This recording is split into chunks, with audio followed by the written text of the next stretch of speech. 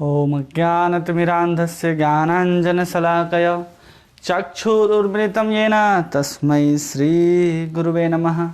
श्रीचैतन्यमनोभीष्टं स्थापितं येन भूतले स्वयं रूपकदा मह्यं ददाति स्वपदान्तिकं। नमः ॐ विष्णुपादाय कृष्णपृष्ठाय भूतले श्रीमते भक्तिवेदान्त स्वामिन् इति नामिने। नमस्ते सारस्वती देवे गौरवाणी प्रचारिणे निर्विशेष शून्यवादी पाश्चात्य देशतारिणे। जय श्री कृष्ण चैतन्य प्रभु नित्यानंद श्री अद्वैत गदाधर श्रीवास आदि गौर भक्तवृंद। हरे कृष्ण कृष्ण कृष्ण हरे हरे, हरे राम राम राम हरे हरे। गुरुवे गौरचंद्राय राधिकाय तदाले कृष्णाय कृष्ण भक्ताय तद्भक्ताय नमो नमः। हरे कृष्णा। आप सभी का बहुत बहुत स्वागत है इस भगवत गीता डिप्लोमा कोर्स में, जिसमें हम लोग अब तक 5वें अध्याय में भगवान के द्वारा बताए गए सभी प्रकार के योगों को देखते हुए यहाँ तक पहुँचे हैं। तो एक बार हम लोग 5वें अध्याय में हैं, तो सबसे पहले हम लोग को पूरा समझना पड़ेगा कि 5वें अध्याय तक भगवान ने हमको क्या क्या बताया। तो हम लोग अध्याय 1 से समझते हैं, 1, 2, 3, 4 और 5। ठीक है। भगवान अध्याय 1 में हमें क्या बता रहे थे? विषाद योग, जहां अर्जुन कह रहे थे और भगवान कृष्ण सुन रहे थे। अर्जुन केवल पहले अध्याय में अपने विषाद को बताते हैं कि मैं युद्ध नहीं करना चाहता। इसके लिए अर्जुन 4 कारण बताते हैं, मैं युद्ध नहीं करना चाहता। भगवान दूसरे अध्याय जिसका नाम सांख्य योग है, उस सांख्य योग के अंतर्गत भगवान बताते हैं कर्म, कौन से कर्म को? निष्काम कर्म योग को करने के लिए। फिर भगवान यहाँ पर ज्ञान का उपदेश भी देते हैं। किस ज्ञान का? आत्म तत्व के ज्ञान का उपदेश देते हैं, और उसके साथ साथ कुछ मात्रा में भक्ति का भी उपदेश भगवान दूसरे अध्याय में हमको देते हैं। तीसरे अध्याय में अर्जुन फिर प्रश्न पूछता है कि जब सांख्य योग श्रेष्ठ है, ज्ञान श्रेष्ठ है, तो आप हमको कर्म में क्यों लगा रहे हैं? तो उसका उपदेश देते हुए भगवान पूरा का पूरा तीसरा अध्याय जिसमें कर्म योग के बारे में बताते हैं। मतलब ज्ञान होता है, लेकिन किसका ज्ञान देते हैं भगवान? कर्म योग का यहाँ पर ज्ञान देते हैं। और चौथे अध्याय में भगवान बताते हैं दिव्य ज्ञान, जिसको कहते हैं ज्ञान कर्म संन्यास योग। ज्ञान कर्म संन्यास योग, यहां पर भगवान बता रहे हैं ज्ञान के बारे में, और ज्ञान के माध्यम से यहां पर क्या बोल रहे हैं? अर्जुन को कर्म करने के लिए कह रहे हैं। यहां पर ज्ञान दे रहे थे कर्म का, और यहां पर ज्ञान के माध्यम से कर्म करने का ज्ञान दे रहे हैं, उपदेश दे रहे हैं। ज्ञान के माध्यम से कर्म करने का, जिसको संन्यास योग कहते हैं। और इन सब को करने के बाद जो फल मिलेगा हमको, उसका परिणाम क्या आएगा, उस परिणाम के रूप में हम लोग यहाँ पर कर्म संन्यास योग, जिसको 5वां अध्याय है, जिसको हम लोग पढ़ रहे हैं। तो उसी के अंतर्गत जब भगवान से पूरा प्रश्न पूछता है कि कर्म संन्यास श्रेष्ठ है, तो आप फिर कर्म योग में हमको क्यों लगा रहे भगवान? तो फिर भगवान बताते हैं कि कर्म योग जो है संन्यास से श्रेष्ठ है, क्योंकि कर्म योग करते करते व्यक्ति ब्रह्म तत्व को प्राप्त कर लेता है और कभी पतन नहीं होता। उसको बताते हुए भगवान बता दिए कि पुनः कर्म योग कैसे किया जाता है। 5 श्लोक में भगवान वर्णन करते हैं, और फिर अर्जुन को कहते हैं 13 से 16 श्लोकों में, 3 श्लोकों में बताते हैं कर्ताओं का ज्ञान, कि अर्जुन तुम तो कर्ता हो ही नहीं। जब भगवान चौथे अध्याय में अर्जुन को आखिरी श्लोक में कहते हैं कि चलो उठो, खड़ा हो युद्ध करने के लिए, अर्जुन टेंशन में आ जाता है। भगवान फिर कह रहे हैं, अब अर्जुन कहेगा कि हम युद्ध करना ही नहीं चाहते, मतलब अर्जुन यहाँ अपने आप को कर्ता अगर मान ले कि हम कर्ता हैं, तो भगवान कर्ताओं के माध्यम से बता रहे हैं कि कर्ता तो तुम हो ही नहीं। जब तुम कर्ता हो ही नहीं, तो तुम किसी कर्म को छोड़ और किसी को पकड़ कैसे सकते हो? क्योंकि कर्म तुम्हारे द्वारा किया ही नहीं जा रहा है। तो ऐसे पूरे के पूरे अध्याय को हम लोग समझते हैं। और फिर अभी भगवान 13 से 29 में उन लोगों के बारे में बताएंगे जो ऐसे निष्काम कर्म योग करते हुए निष्काम कर्म योग करते हुए उन्होंने कौन सी अवस्था प्राप्त कर ली, वो कैसे आनंद में रहते हैं, वो क्या सोचते हैं, उन्हें कब ब्रह्म की प्राप्ति होगी, उनके बारे में 17 से लेकर के 29 श्लोकों में भगवान परमात्मा का ध्यान और शांति का सूत्र बताते हैं। किसके माध्यम से? निष्काम कर्म योग के ही माध्यम से। तो ऐसे पूरा अध्याय का एक सीक्वेंस बनता है जिससे हम लोग यहाँ तक पहुँचते हैं। और जैसे ही अध्याय खत्म होगा, भगवान 27 और 28 श्लोक में ध्यान योग के बारे में, मतलब अष्टांग योग के बारे में बताएंगे। और अष्टांग योग को बताते हुए तीनों का जो एकमात्र भोक्ता है हम भगवान कृष्ण स्वयं हैं, उस बात को भगवान 29वें श्लोक में बता करके इस अध्याय को पूरा करते हैं। और फिर छठा अध्याय से ध्यान योग आरंभ होता है। तो पहले हम लोग यहां तक देख लिए थे कि कर्ता कौन है। अब हम लोग देखेंगे 17 श्लोक से लेकर के 29 श्लोकों तक कि उन लोगों की स्थिति क्या होती है जो कर्म योग करते हैं। किसके माध्यम से? ज्ञान के माध्यम से। जो क्या कर रहे हैं? कर्म कर रहे हैं। उनको क्या स्थिति होती है, क्या उनकी अवस्था होती है, उसके बारे में भगवान वर्णन कर रहे हैं। तो इसको हम लोग समझने का प्रयास करते हैं। श्लोक संख्या 17। तद्बुद्धे तत्आत्मनः तत्निष्ठा तत्परायणः गच्छन्ति आपुनः वृत्तम ज्ञान निर्धूत कल्मषः। जब मनुष्य की बुद्धि, मन, श्रद्धा तथा शरण में सब कुछ भगवान में स्थिर हो जाती है, तभी वह पूर्ण ज्ञान द्वारा कल्मष से शुद्ध हो और मुक्ति के पथ पर अग्रसर होता है। कब ऐसा होता है? तो कह रहे हैं जब मनुष्य की बुद्धि पूर्णतः शुद्ध हो जाती है। और शुद्ध हो जाने के बाद वो क्या करता है? मुक्ति की ओर अग्रसर होता है। तो सबसे पहले इसमें हम लोग देखते हैं कि भगवान समझा क्या रहे हैं कि बुद्धि के द्वारा 17वां 5:17 तो कह रहे हैं इसमें भगवान कि बुद्धि के द्वारा वो क्या करता है? निश्चय कर लेता है। क्या कर लेता है? निश्चय। क्या कर लेता है कि कृष्ण ही जो है एकमात्र भगवान है। और जब भगवान कृष्ण ही है तो ध्यान किसका लगाएगा? वो मन के द्वारा कृष्ण का है। तो वही कहा जा रहा है मन, बुद्धि और संपूर्ण निष्ठा के साथ। किसके साथ? संपूर्ण निष्ठा के साथ वो कृष्ण का परायण हो जाता है। जब परायण कह रहे हैं भगवान तो समझना चाहिए कि कृष्ण के बारे में वो क्या करेगा? श्रवण करेगा, कीर्तन करेगा। किनके बारे में? कृष्ण का। इसलिए इसको कहा जा रहा है मन, बुद्धि और निष्ठा के साथ जो कृष्ण के परायण हो जाते हैं वो पूर्ण ज्ञान तथा समस्त कल्मष से शुद्ध होकर के मुक्ति के मार्ग की ओर अग्रसर होते हैं। अब यहां पर जिस ज्ञान की बात हो रही है, किससे प्रकाशित होकर के? पूर्ण ज्ञान से। कह रहे हैं ना, ज्ञानी न धूर्त कल्मषः। यहां एक शब्द है ज्ञानी न धूर्त कल्मषः। अब उस जिस ज्ञान की यहां पर बात की जा रही है, उस ज्ञान को अगर हम लोग समझें, जैसे कि ज्ञान तो हमने कल बताया आपको कि एक प्राकृतिक ज्ञान होता है, एक अप्राकृतिक ज्ञान होता है। उसी को अविद्या कहते हैं, विद्या कहते हैं। उसी को पराविद्या कहते हैं, उसको अपराविद्या कहते हैं। जो अविद्या है वो हमको बंधन में बांधती है, जो विद्या है वो हमको मुक्ति दिलाती है।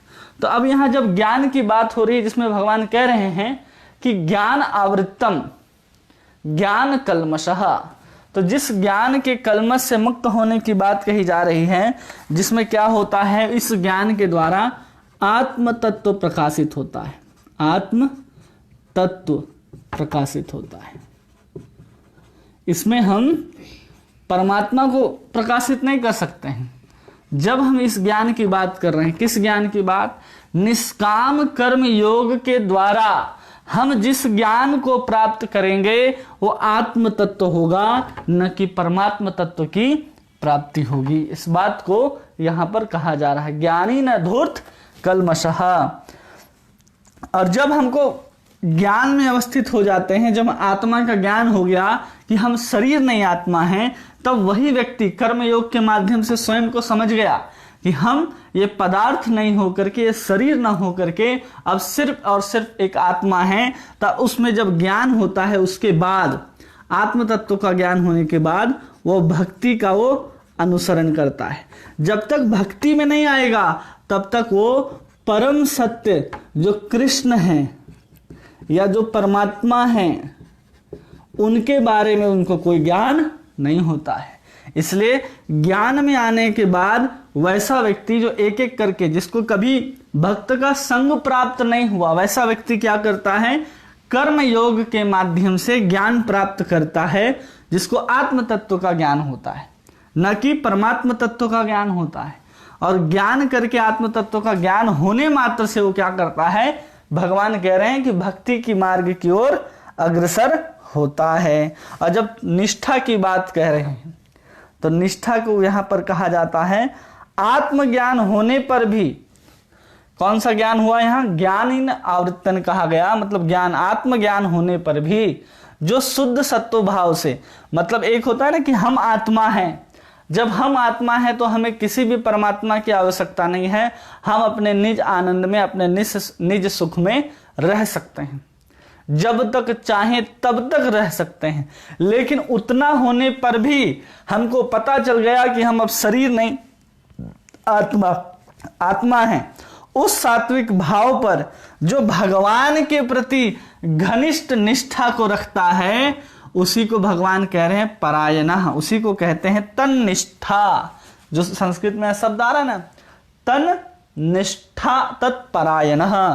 तो जब आत्मज्ञान होने के बाद, आत्म तत्व, हम आत्मा हैं, उस सत्व भाव के ऊपर स्थित होने पर भी कि हम अब शरीर नहीं आत्मा हैं, उतने पर भी अपने निष्ठा को जो भगवान के परायण रखता है उसको ही कहा जा रहा है यहाँ पर तन निष्ठा।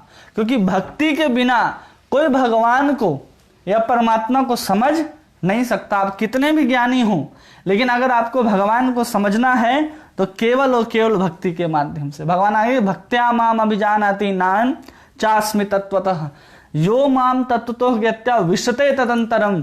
केवल और केवल भक्ति के माध्यम से ही मुझे जाना जा सकता है। तो इसलिए जब हम ज्ञान से किसी चीज को जानने का प्रयास कर रहे हैं तो सिर्फ और सिर्फ आत्म तत्व हो सकता है, न कि परम तत्व, परमात्म तत्व, परमात्मा। वो केवल और केवल भक्ति के माध्यम से हम जान सकते हैं। यहां पर जिस ज्ञान के माध्यम से हमको ब्रह्म या मोक्ष की प्राप्ति होगी, कब, अग्रसर होंगे, तुरंत प्राप्त नहीं हो रहा। क्या हो रहे हैं इसमें, हम अग्रसर हो रहे हैं। तो ये समझना चाहिए, यहां जिस ज्ञान की बात है वो आत्म तत्व की बात हो रही है। इसलिए ज्ञान जो है वो हमको आत्म तत्व, ब्रह्म तत्व तक ले जा सकता है, लेकिन परमात्मा भगवान तक किसी को पहुंचना है तो केवल और केवल भक्ति के मार्ग का ही अनुसरण करना होगा। ये हमें यहाँ पर पता चल गया कि कौन व्यक्ति जो बुद्धि से, निष्ठा से भगवान के परायण हो गया है और आत्म तत्व को जानता है, वो धीरे धीरे मोक्ष की ओर अग्रसर करने लग जाता है। 18वें श्लोक में बताते हैं कि ऐसे व्यक्ति के लक्षण क्या होते हैं, वो कैसे देखता है संसार को। क्योंकि तो निष्काम कर्म करते हुए उसको ज्ञान हो गया। अब ज्ञान होने के बाद उसके अंदर कुछ गुण आएंगे, कुछ लक्षण आएंगे, उसको भगवान यहाँ पर वर्णन करते हैं। विद्या विनय संपन्ने ब्राह्मणे गविहस्तिनि सुनि चैव स्वपाके च पंडितः समदर्शिनः। विनम्र साधु पुरुष अपने वास्तविक ज्ञान के कारण एक विद्वान तथा विनीत ब्राह्मण गाय, हाथी, कुत्ता तथा चांडाल को समान दृष्टि, समभाव से देखता है। क्या कह रहे हैं यहां पर भगवान कि जो विद्या विनय संपन्ने, जो अपने विद्या से संपन्न है, मतलब जिसको ज्ञान प्राप्त हो चुका है। क्या प्राप्त हो गया है उसको, ज्ञान। वो क्या कर रहा है, सबको समान दृष्टि से देखता है। उसका दृष्टि क्या हो जाता है, ज्ञान के बाद दृष्टि जो है उसकी समान हो जाती है। वो समान दृष्टि से सबको देखने लग जाता है। और उसमें उदाहरण भी भगवान देते हैं कि सुनी चैव स्वपाके च पंडितः समदर्शिनः। सबसे पहले क्या कर रहे हैं, ब्राह्मणे गवि हस्तिनी। तो सतोगुण में हम लोग पहले देखे, सतोगुण में सतोगुण में सबसे पहले किसका नाम आ रहा है? एक नाम आ रहा है ब्राह्मण का, ठीक है, और फिर दूसरा नाम आ रहा है गाय का। फिर क्या कह रहे हैं? सुनी चैव स्वपाके च पंडितः समदर्शिना, जो सबको समान दृष्टि से देख रहा है। तो एक तो वो देख रहा है ब्राह्मण और गाय को, और दूसरा रजोगुण का उदाहरण देते हुए भगवान कहते हैं हाथी, और फिर तमोगुण का उदाहरण देते हुए भगवान कहते हैं एक कुत्ता, और फिर एक चंडाल। मतलब जो कुत्ते को ही मार करके खा जाता हो उसको चंडाल कहते हैं। मतलब योगी जो होते हैं, जो ज्ञानी लोग होते हैं, कौन? ज्ञानी लोग। ज्ञानी लोग कभी भी योनि, जाति, स्वरूप, रूप इनका भेद नहीं करते। जैसे कि एक ब्राह्मण है, कौन सा ब्राह्मण है? वो जाति से ब्राह्मण है, शरीर उसका प्राप्त है मनुष्य का, और एक गाय है जो है जानवर जिसके 4 पैर हैं। इसका योनि भी अलग है, इसका सब कुछ अलग है, लेकिन गुण कैसा है उसके अंदर? सतोगुण। हाथी के स्वरूप बदल गया हाथी का, रजोगुण के अंदर आता है। तमोगुण के अंदर एक कुत्ता को भी लिया जा रहा है, एक आदमी के स्वरूप दिखने वाला चांडाल को भी लिया जा रहा है। मतलब इन सब को मिला करके उसकी दृष्टि क्या होती है? समान होती है। वो इन सब में भी भेद नहीं देखता। कौन? जिसको ज्ञान प्राप्त हो जाता है। उसके अंदर किससे उत्पन्न होता है गुण या रूप? तो हमने कहा कि ये सब प्रकृति के गुणों के द्वारा ही उत्पन्न होते हैं। जैसे कि पहले कहा गया ना कि चातुर्वर्ण्यम मया सृष्टम गुण कर्म विभागशः। ब्राह्मण कहाँ से आया? ब्राह्मण सतोगुण में रहने के कारण ब्राह्मण आया। उसी तरह ब्राह्मण के अलावा जानवर भी सतोगुण आते हैं, जैसे गाय, वो सतोगुणी एक जानवर है, और तमोगुणी में कुत्ता आता है, और तमोगुणी में जो व्यक्ति आता है, जो इंसान जैसे दिखने वाले लोग होते हैं, जिसको चांडाल कहते हैं, जो कुत्ते का मांस को ही खाना पसंद करते हैं। इन सबको भी ऐसा ज्ञानी व्यक्ति का दृष्टि समान होने के कारण इन सबको भी एक ही दृष्टि से देखता है। मतलब कैसे देखता है? वो समदर्शी होता है। भगवान कहते हैं ना पंडितः समदर्शिनः। समदर्शी का अर्थ मतलब होता है कि इस सारे भी देह में, मतलब 84 लाख योनि में कोई भी शरीर उसको प्राप्त हो, किसी भी योनि में वो गया हो, उस सब के भीतर विराजमान वही परमात्मा का अंश आत्मा को ही देखता है। वो सर्वत्र क्या देखता है? आत्मा को ही देख रहा है। गाय के भीतर बैठा हुआ परमात्मा का अंश आत्मा को भी देखता है। ब्राह्मण के अंदर बैठा हुआ परमात्मा तत्व जो आत्मा है उसको ही देखता है। हाथी के भीतर बैठा हुआ वो परमात्मा तत्व आत्मा है, जो परमात्मा का अंश है, उसको ही देखता है। चाहे कुत्ता में देख रहा हो, चाहे चांडाल में देख रहा हो, उसको कहते हैं समदर्शी। और जो समदर्शी होना एक ज्ञानी का क्या होता है? गुण होता है। और जो ज्ञानी के अंदर जो गुण है समदर्शिता का, उसी को भगवान यहां पर कह रहे हैं कि वो पंडितः। ऐसा समदर्शी व्यक्ति क्या कहलाता है? पंडित कहलाता है। भगवान अब देखिए 19वें श्लोक में क्या समझाते हैं,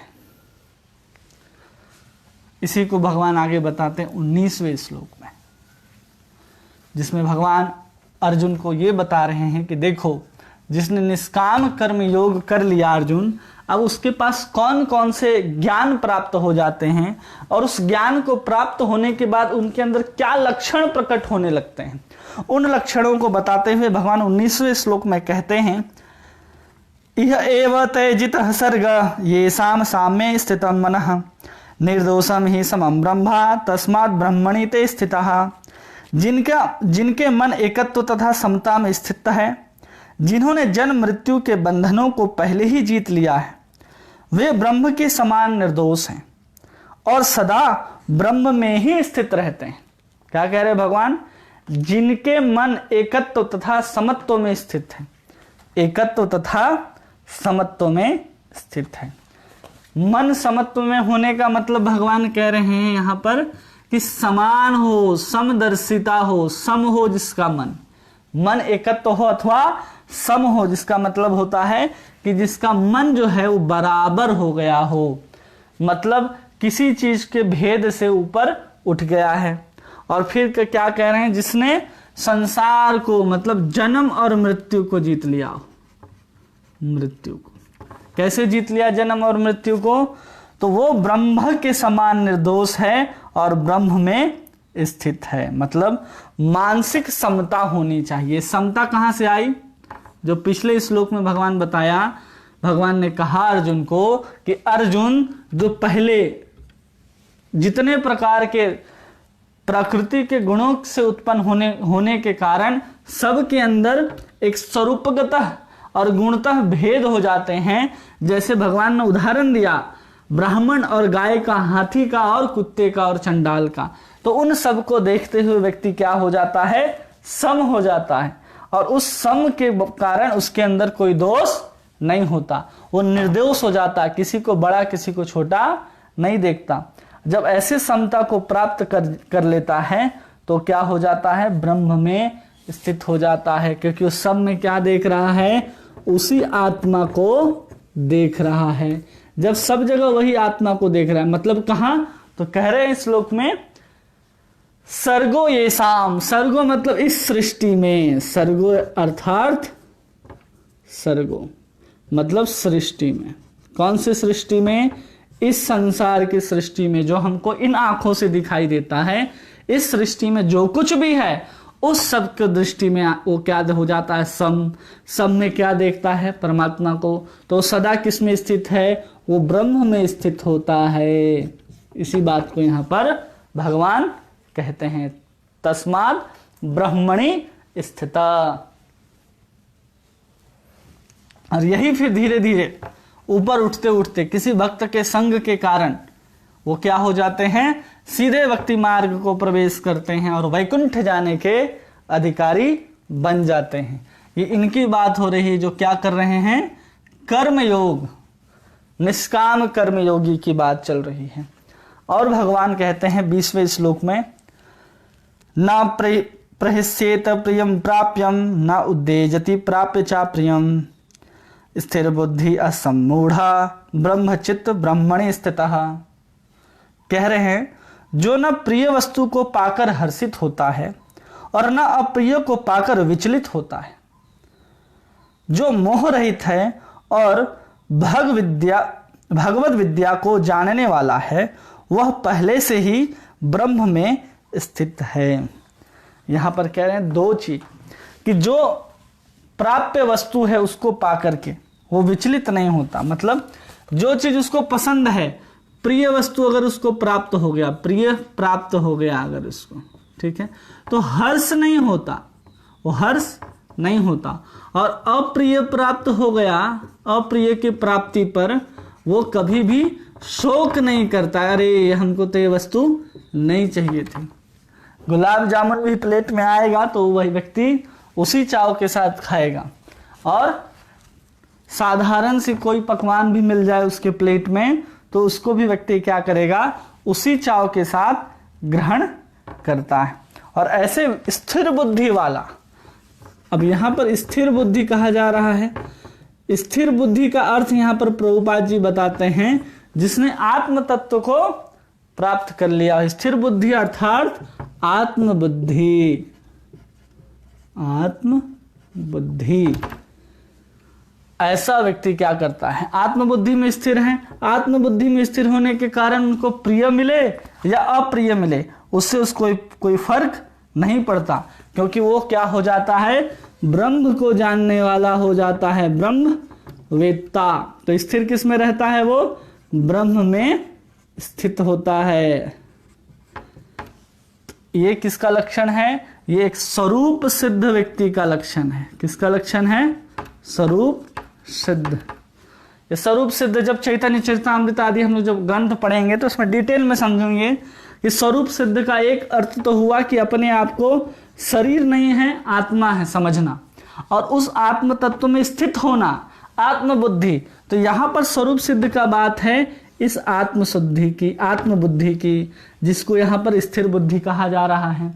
जिसको स्थित चेतस से वह स्थिर बुद्धि कह रहे थे द्वितीय अध्याय में, जब भगवान से पूछा गया कि स्थित प्रज्ञस्य का भाषा, अर्जुन पूछते हैं तो भगवान उत्तर देते हैं, तो आप उसमें जो उत्तर मिला है उसी तरह का उत्तर इसमें भी है कि वो किसी से राग नहीं करता, किसी से द्वेष नहीं करता, हर्ष नहीं मनाता, शोक नहीं करता, किसके प्रति शोक नहीं करता। तो वहां पर भगवान बता रहे थे जो नश्वर है उसके प्रति शोक नहीं करता। तो भगवान वैसे ही चीज यहाँ पर बता रहे हैं, क्योंकि व्यक्ति कहाँ स्थित हो गया है, आत्मबुद्धि में, ब्रह्म में स्थित हो गया है। जिसकी बुद्धि अपने ही आत्मा में स्थित है, तो ऐसा व्यक्ति धीरे धीरे क्या करता है, अपने आप ब्रह्म में स्थित हो जाता है, क्योंकि वो शरीर को आत्मा नहीं मानता है और न ही कभी ऐसा सोचता है कि ये शरीर स्थायी नहीं है, ऐसा मान करके आत्मा को ठुकराता भी नहीं है।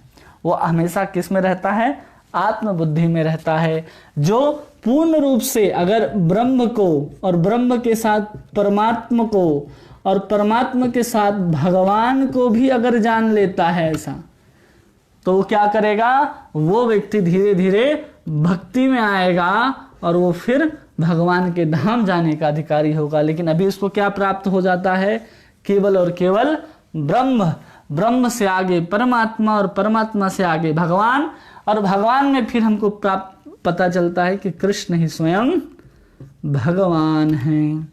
तो अभी बात हो रहा है सिर्फ ब्रह्म का। ऐसा व्यक्ति कहाँ स्थित है, ब्रह्म में। आगे 21वें श्लोक में देखते हैं भगवान कहते क्या,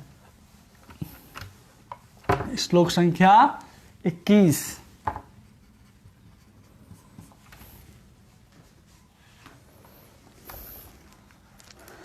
ब्रह्म स्पर्शेषु असक्तात्मा वदन्ति आत्मनि यत् सुखम स ब्रह्म योग युक्तात्मा सुखम अक्षयम अश्नुते।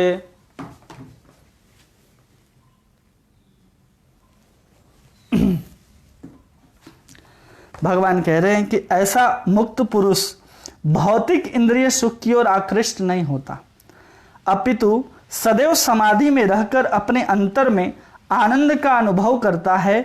इस प्रकार स्वरूप सिद्ध व्यक्ति पर ब्रह्म में एकाग्रचित होने के कारण असीम सुख भोगता है। वो कैसा सुख भोगता है, असीम सुख भोगता है। लेकिन कैसा व्यक्ति, जो अपने मन को विषय सुख में अनासक्त कर लेता है, मतलब विषय सुख जिसके लिए कुछ है ही नहीं, विषय सुख से क्या हो गया, वो अनासक्त हो गया है, उसकी कोई आसक्ति ही नहीं रही, किससे, विषय से उत्पन्न होने वाले सुख के ऊपर। और हमेशा आनंद अगर लेता है तो आत्मा में ही आनंद लेता है। आत्मा में क्या कर रहा है, वो निरंतर आनंद ले रहा है। और जब निरंतर आनंद ले रहा है तो उसका चित्त कहाँ स्थित हो जाता है, परब्रह्म में स्थित हो जाता है उसका चित्त। और जब चित्त उसमें स्थित हो गया तो किसको भोगता है, वो असीम सुख को भोगता है। किसको भोगता है वैसा व्यक्ति, असीम सुख को। और अनासक्त किस लिए हो जाता है, क्योंकि वो कहाँ स्थित हो गया है, परब्रह्म में स्थित हो गया है। और जब परब्रह्म में स्थित हो गया है तो किस चीज से अनासक्त हो गया, विषय के सुख से अनासक्त हो गया है। जैसे कोई अमृत पीने वाला व्यक्ति, उसको अगर बोलिएगा कि मिट्टी है इसको खा लो, तो खाएगा, कभी नहीं खाएगा, क्योंकि किसमें स्थित है, वो परब्रह्म में स्थित है और असीम सुख का आनंद भोगता है। तब जाकर के विषयों के सुख से अनासक्त हुआ है, जिसको भगवान दूसरे अध्याय में बता रहे थे कि रसोवर्जन रसोपवस्य परम दृष्टवा निवर्तते। जो परम रस को प्राप्त कर लेता है उसका फिर नीचे पतन नहीं होता। हमेशा रबड़ी गुलाब जामुन खाने वाला व्यक्ति फिर साधारण सूजी के हलवे में हाथ नहीं लगाता है। इसी को भगवान कह रहे हैं कि परब्रह्म में स्थित व्यक्ति विषयों को सुख को नहीं भोगता है। क्योंकि इंद्रियां जो हैं, हमारी जो इंद्रियां हैं, हम जिस इंद्रियां से भोग करते हैं वो क्या है, वो भौतिक है। और भौतिक होने के कारण ये जो भी सुख लेगी वो कहाँ से लेगी, तो केवल और केवल भौतिक प्रकृति से ही ये सुख लेगी, भौतिक प्रकृति से ही सुख लेगी।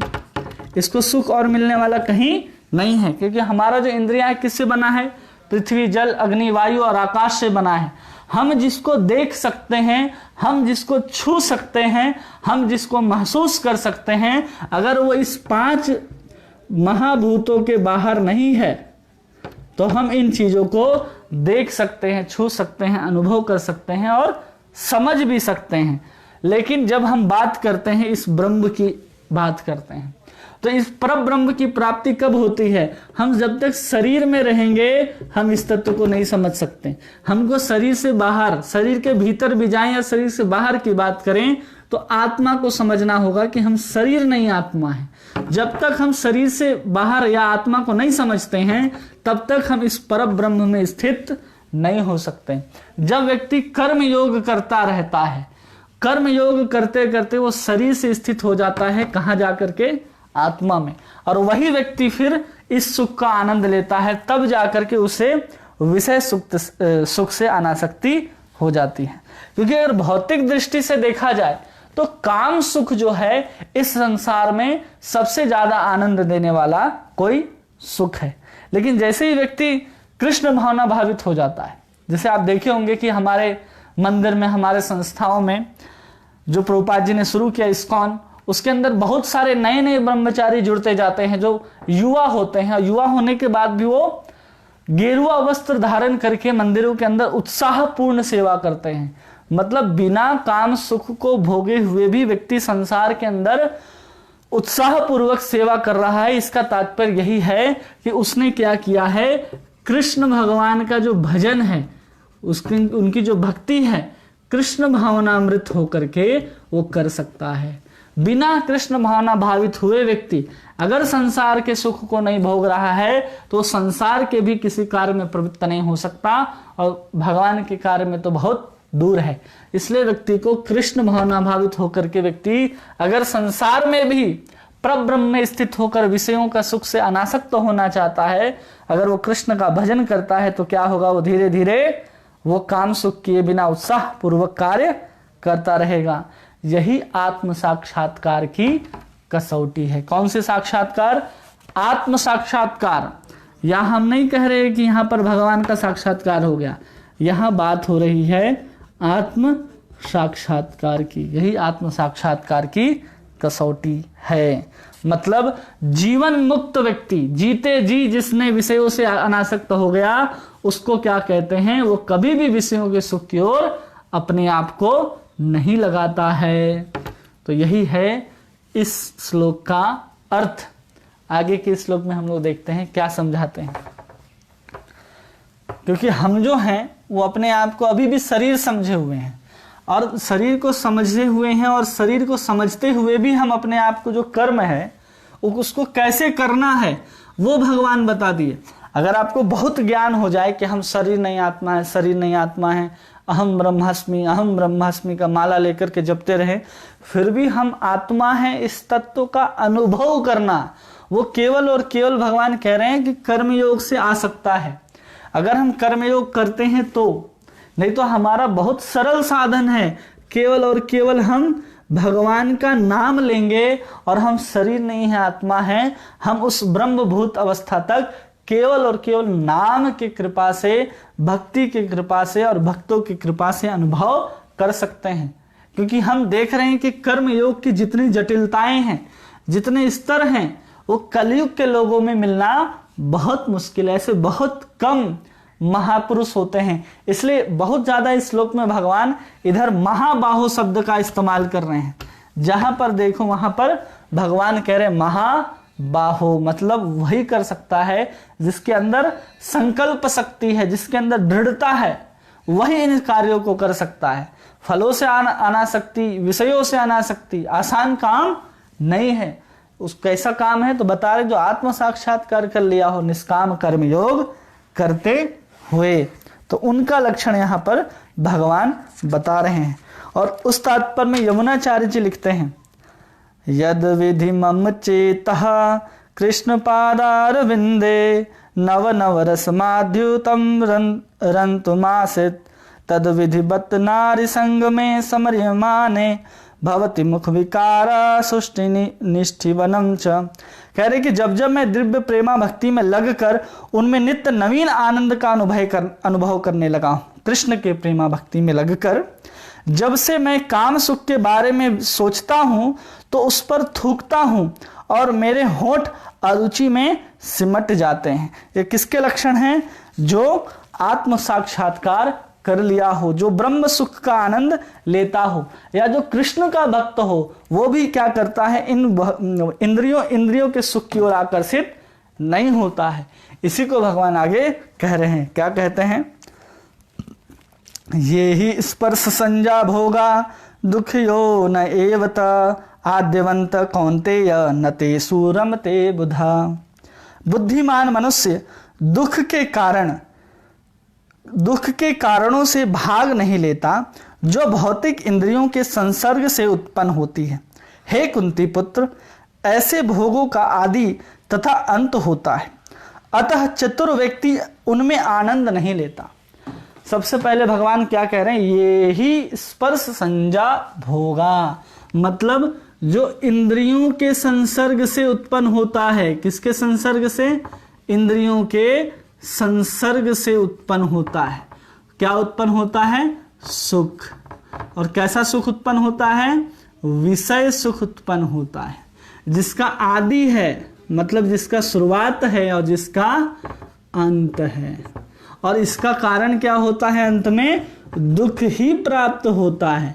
ऐसे सुख में न ते सूरमते बुधा, ज्ञानी लोग ऐसे सुख में कभी भी आनंद नहीं लेते हैं, क्योंकि उनको पता है कि उत्पन्न कहाँ से हो रहा है, तो इंद्रियों के संसर्ग से ही उत्पन्न हो रहा है। क्योंकि जो भी विषय के सुख हैं, वो अगर इंद्रियों का संयोग नहीं होगा उसके साथ, तो सुख उत्पन्न नहीं होगा। जैसे कि आपको अगर गर्मी का दिन है, ठंडा चाहिए, तो उसके लिए एसी है। अब एसी में सुख आपको कब मिलेगा?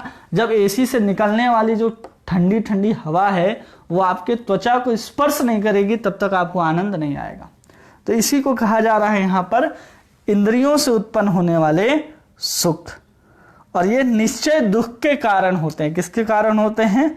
दुख के कारण होते हैं। क्यों? क्योंकि जो भी इंद्रियों से सुख उत्पन्न हो रहा है वो उत्पन्न हो रहा है रजोगुणों के कारण। रजोगुण के कारण इंद्रियों से सुख उत्पन्न होता है। इसलिए इसको इंद्रियों से उत्पन्न होने वाला सुख को मोक्ष भी कहा जाता है। क्योंकि इंद्रियां जब आपस में स्पर्श करती हैं विषयों के साथ, तो क्या करता है? उससे जो आनंद निकलता है, तो उसको इंद्रिय मोक्ष कहा जाता है शास्त्र में। तो उससे उत्पन्न होने वाला आनंद जो है वो शुरुआत भी है और अंत भी है, और बहुत लंबा नहीं चलता। विषय से जैसे ही हमारा संसर्ग हटेगा, हम उसके स्पर्श से अपने हाथ को हटाएंगे, दूर खींचेंगे, गुलाब जामुन आपके जीभ से जैसे ही बाहर निकाला जाएगा, वो सुख क्या हो जाएगा? दुख में परिवर्तित हो जाएगा।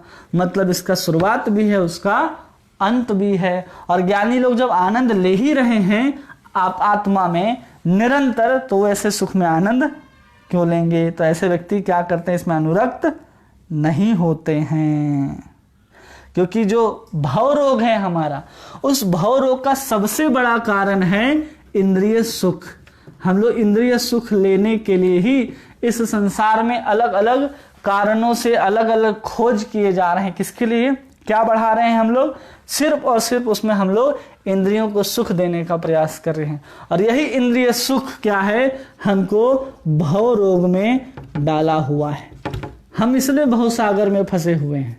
और उसी को भगवान कह रहे कि ज्ञानी लोग इसमें रमते नहीं हैं। न तेसु रमते बुधा। उसको प्रभुपाद जी यहाँ लिखते हैं, वो लोग क्या करते हैं?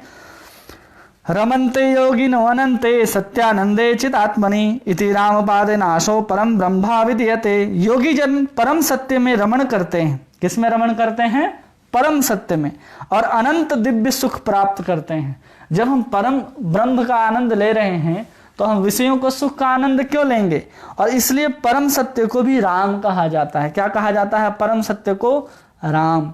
और भागवत भी कहती है, नायम देहो दे भाजाम नृलोके कष्टान कामन अर्हते विड़वजाम वे तपो दिव्यम पुत्र काये न सत्यम शुद्धेत यस्माद ब्रह्म सौख्यम तव अनंतम। ये मनुष्य का जो सुख है, जो हमको मनुष्य का योनि प्राप्त हुआ है, केवल इंद्रियों के सुख के लिए प्राप्त नहीं हुआ है कि हम क्या करें? नायम देहो दे भाजाम निलो कष्टाम कामात अर्हते बिड़भुजाम। ये मतलब कि ये जो हम इंद्रियों के माध्यम से हम मनुष्य जिस सुख को भोगने का प्रयास करते हैं, वो तो गधे और सुअर को भी प्राप्त होता है। तो हमें जो ये मनुष्य शरीर मिला है, किस लिए मिला है?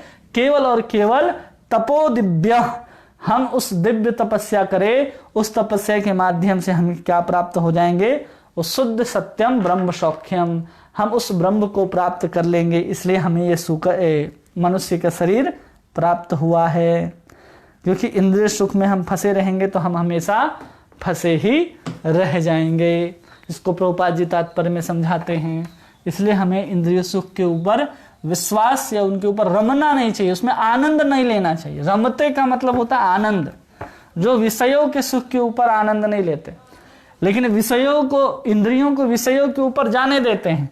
अगर विषय के ऊपर हमारी इंद्रियां गए, विषय है और विषय में हमारी जो जितने भी इंद्रियां हैं, 5 ज्ञान की और 5 कर्म की, अगर ये जाती भी हैं अपने स्वभाववश, तो आप अगर यहाँ पर बैरिकेडिंग लगा दीजिए, मन के द्वारा, बुद्धि के द्वारा यहाँ बैरिकेडिंग लगा दीजिए और मन को इधर जाने ही मत दीजिए। अगर मन इसको पार करके इधर आया तो आप इसमें आनंद लेंगे और आप फिर दुख को प्राप्त होंगे, सुख को प्राप्त होंगे, जन्म मृत्यु के जरा व्याधि के चक्कर में आपको फंसना पड़ेगा, क्योंकि वो कर्म आपको लगते जाएगा। तो इसको भगवान यहाँ समझा दिए। अब देखिए 23वें श्लोक में भगवान हमको क्या कहते हैं कि कैसा व्यक्ति इस संसार में भी सुखी रह सकता है। जो सब कुछ सहन कर लेता है उस संसार में सुखी रह सकता है। इस श्लोक में भगवान कहते हैं शक्नोति एव सोढ़ुम प्रक्षण शरीर विमोक्षणात् काम क्रोध उद्भवम वेगम स युक्तः स सुखी नरः। यदि इस शरीर को त्यागने के पूर्व कोई मनुष्य इंद्रियों के वेगों को सहन करने तथा इच्छा एवं क्रोध के वेगों को रोकने में समर्थ होता है तो वह इस संसार में सुखी रह सकता है।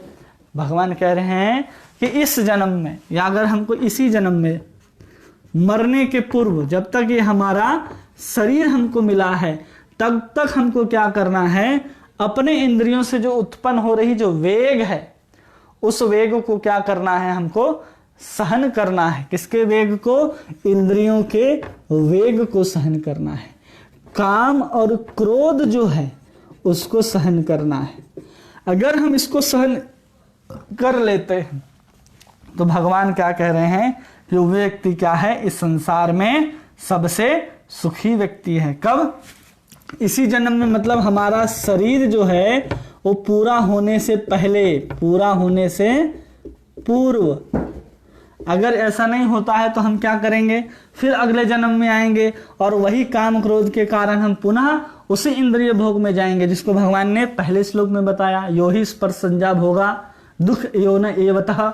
कि भगवान कह रहे हैं कि इस इंद्रियों से, संसर्ग से उत्पन्न होने वाली जो सुख है वो हमको दुख देती है और उसमें ज्ञानी लोग रमण नहीं करते, क्योंकि उसका आदि भी है और अंत भी है। तो उसी को लेकर के भगवान समझा रहे कि तुम क्या करो, काम और क्रोध को सहन करो। अगर तुम ऐसा कर सकते हो तो तुम इस संसार में रहने वाले सबसे सुखी व्यक्ति होगे।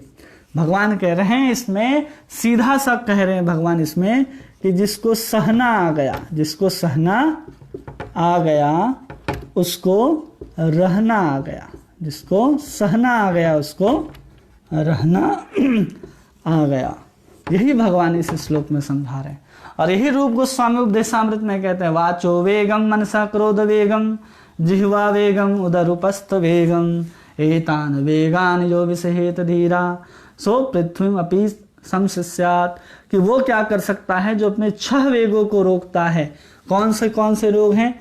वाचो वेगम, क्रोधः, मनसः, जिह्वा, उदर, उपस्थ वेगम। तो इस 6 प्रकार के वेगों को जो क्या करता है, सहन कर लेता है, वो व्यक्ति संसार में सभी सुखी व्यक्ति कहा जाता है।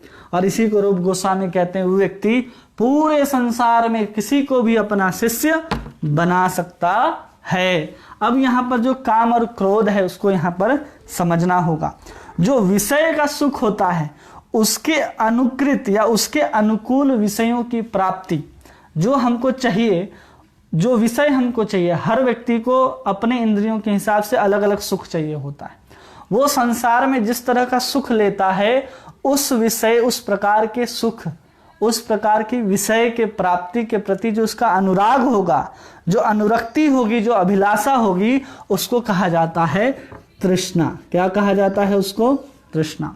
जैसा विषय उस हिसाब से हमारी भोग की जो वासना होगी, उसको प्राप्ति करने का जो अभिलाषा है, उसको तृष्णा कहा जाता है। और स्त्री पुरुष के सम्मिलन से जो सुख उत्पन्न होता है या जो सुख प्राप्त करने की वासना होती है, उसको काम कहते हैं। क्या कहते हैं उसको? काम। और भोग और सुख के प्रति या प्रतिकूल विषयों के प्रति जो हमारा संबंध जो है, मन का जो द्वेष है, जैसे कि हमको गर्म पानी चाहिए, गर्मी का दिन है, हमको चाहिए ठंडा पानी, कोई हमको ला करके दे दिया गर्म पानी। गर्म पानी से कोई दिक्कत नहीं, लेकिन गर्म पानी मिला तो हमारे इंद्रियों को क्या नहीं मिल रहा है? सुख। वो सुख नहीं मिलने के कारण व्यक्ति क्या हो जा रहा है? क्रोधित हो जा रहा है। क्यों क्रोधित हो रहा है? अत्याधिक द्वेष के कारण। किसके कारण? अत्याधिक द्वेष के कारण। मतलब द्वेष किसको कहा जाता है? कि सुख भोग करने के लिए जो प्रतिकूल है, अनुकूल नहीं है, प्रतिकूल विषय अगर हमारे सामने आ जाए तो उसमें जो द्वेष होता है, उस वस्तु को लेकर के जो द्वेष उत्पन्न होता है, वो बढ़ जाने के कारण क्या बन जाता है? क्रोध। जैसे हमने उदाहरण दिया, किसी को गर्म पानी, गर्मी के दिन में ठंडा पानी चाहिए पीने के लिए, अब उसके सामने क्या ला करके दे दिया जाए? एकदम गर्म भाप उड़ता हुआ पानी। वो उस पानी से क्या करेगा? द्वेष कर लेगा। उस द्वेष इतना बढ़ जाता है कि उसके अंदर क्या बदल जाता है? वो गुस्सा में बदल जाता है। तो इसी को कह रहे काम और इसको कह रहे क्रोध। इस दोनों को अगर क्या करता है? वो जीत लेता है, तो व्यक्ति क्या है? संसार में सबसे सुखी व्यक्ति है। भगवान ने इसको बताया। अब 24वें श्लोक में देखिए भगवान क्या बताते हैं। श्लोक संख्या 24।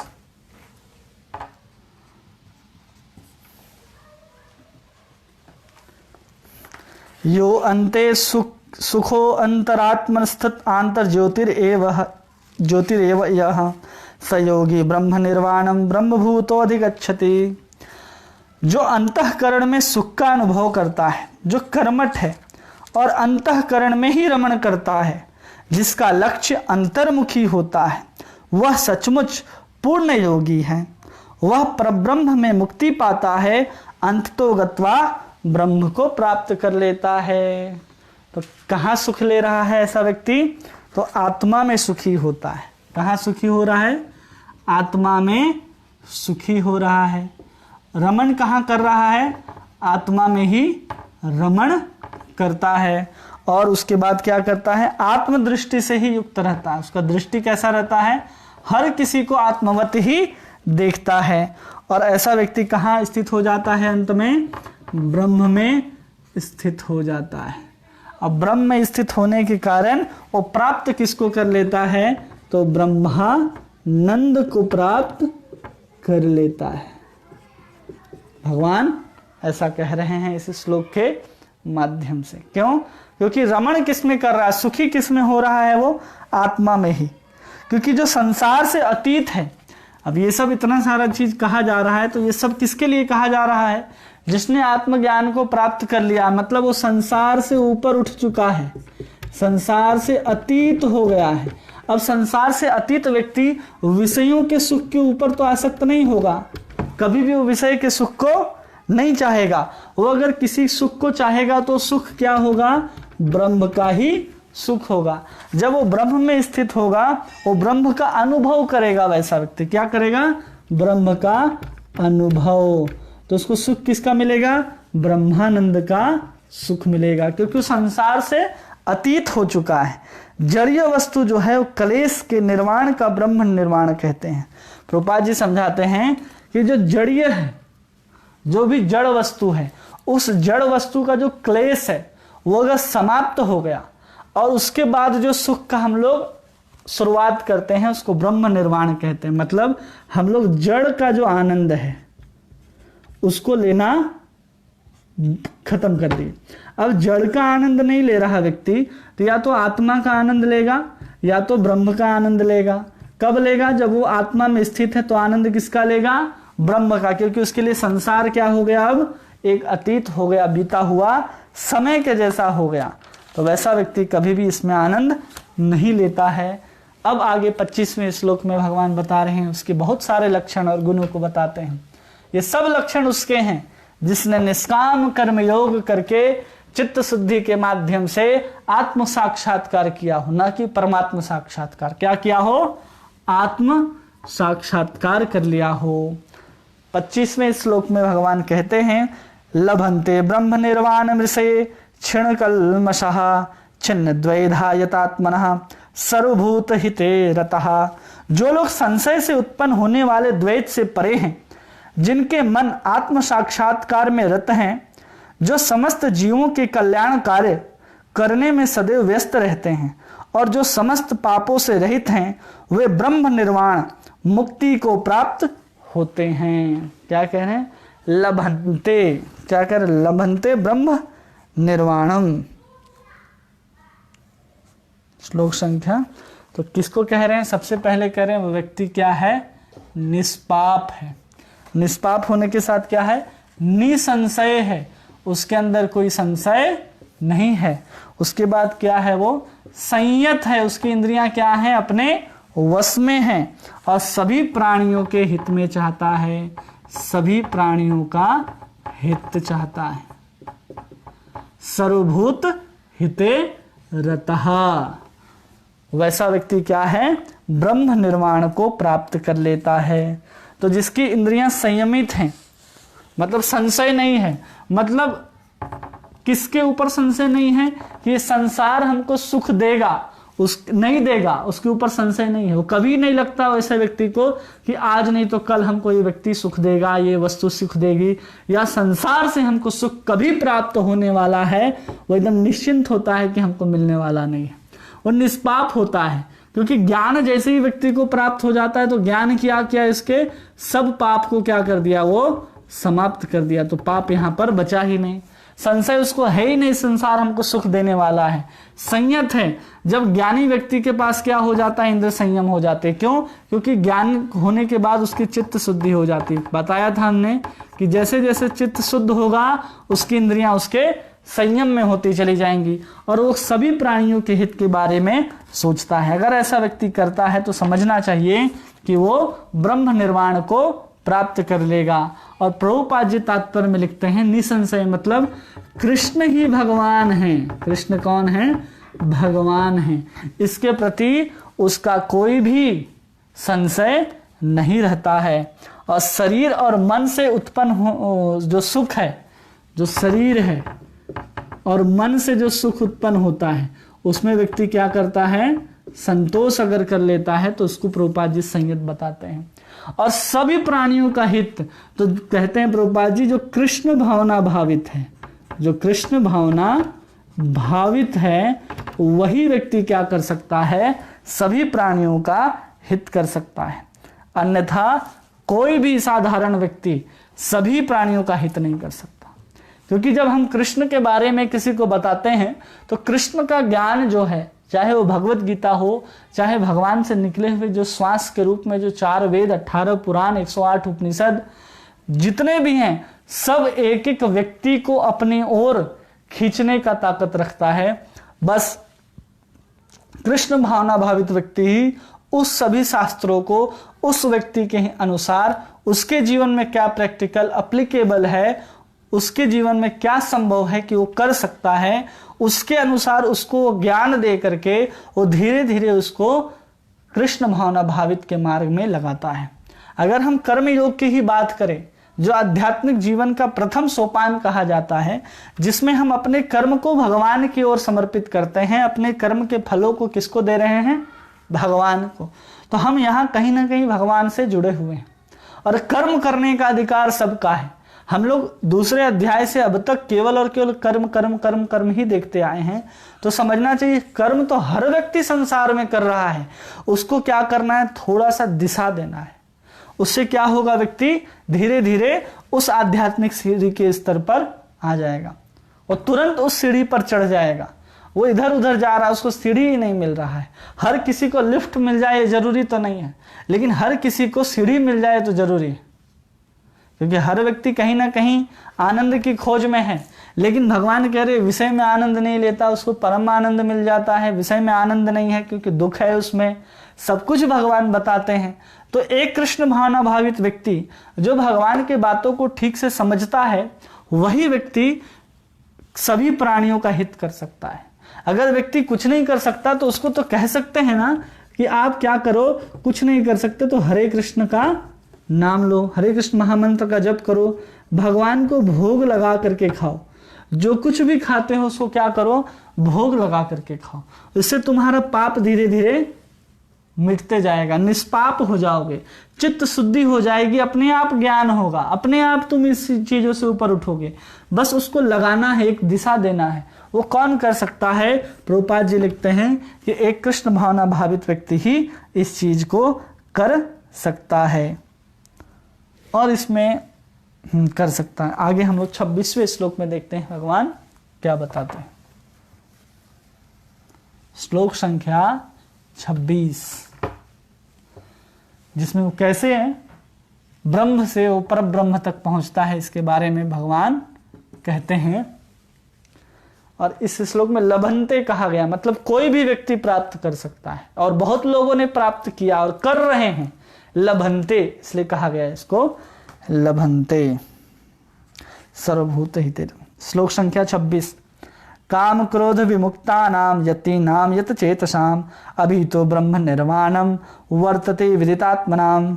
जो क्रोध तथा समस्त भौतिक इच्छाओं से रहित है, क्रोध तथा भौतिक इच्छा से रहित है, जो स्वरूप सिद्ध आत्म संयमी है और संसिद्धि के लिए निरंतर प्रयास करता है। किसके लिए प्रयास करता है? संसिद्धि के लिए। उनकी मुक्ति निकट भविष्य में सुनिश्चित है। क्या कह रहे हैं? अभितो, यहां एक शब्द आया ना, अभितो। अभितो मतलब निकट भविष्य में, अभितो मतलब होता है निकट भविष्य में, भविष्य में। तो कौन व्यक्ति जो क्या कर लिया है? सबसे पहले कि जिसने काम और क्रोध से रहित है, काम भी नहीं है और क्रोध भी नहीं है, उससे क्या हो गया है? व्यक्ति रहित हो गया है और अपने स्वरूप में स्थित हो गया है, अपने स्वरूप में स्थित है, स्वरूप में स्थित है और आत्म संयमी है, मतलब अपने इंद्रियों को वश में रखा है। जब आत्म संयमी है तभी तो काम क्रोध से रहित है। और उसके बाद क्या करता है? वो निरंतर प्रयास करते रहता है। निरंतर क्या है? उसका प्रयास चालू है। ऐसा व्यक्ति क्या कह रहे हैं? अभी तो निकट भविष्य में वो क्या करेगा? वो प्राप्त कर लेगा। कैसे प्राप्त कर लेगा? कि काम क्रोध से रहित है, स्वरूप में स्थित है, तो क्या प्राप्त करेगा? तो इसको प्रभुपाद जी समझाने के लिए 3 उदाहरण देते हैं।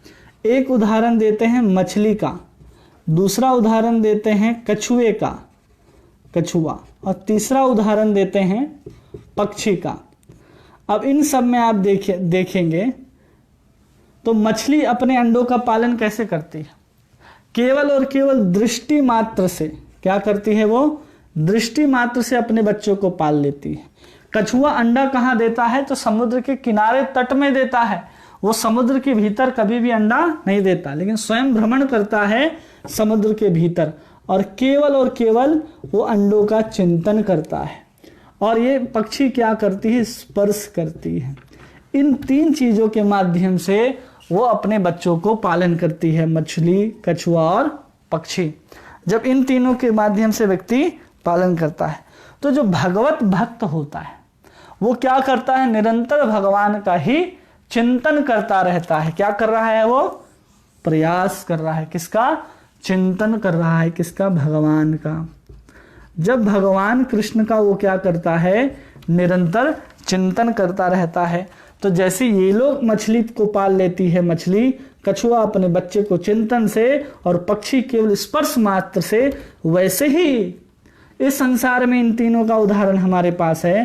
तो एक भक्त क्या करता है? भगवान कृष्ण का चिंतन करने से ही कहाँ पहुंच जाता है? भगवत धाम पहुंच जाता है। क्योंकि हमेशा क्या करता है? वो चिंतन करता रहता है। और इसी को यहाँ कहा जा रहा है त्वम, जो शब्द है यहाँ पर कि त्वम जो है, त्वम मतलब पदार्थ का ज्ञान है। इसको किसका ज्ञान है? पदार्थ का ज्ञान है। ज्ञान तो है, किसका ज्ञान हो गया है उसको? पदार्थ का, लेकिन परमेश्वर का नहीं है। तो ये भी कह सकते हैं जब इसको ज्ञान है इस चीज का, मतलब अभी तो भविष्य में प्राप्त होना है, तो अभी उसको प्राप्त क्या होता है? सिर्फ और सिर्फ पदार्थ का ज्ञान उसको प्राप्त होता है। तो उसको ब्रह्मानंद मिलेगा कि नहीं मिलेगा?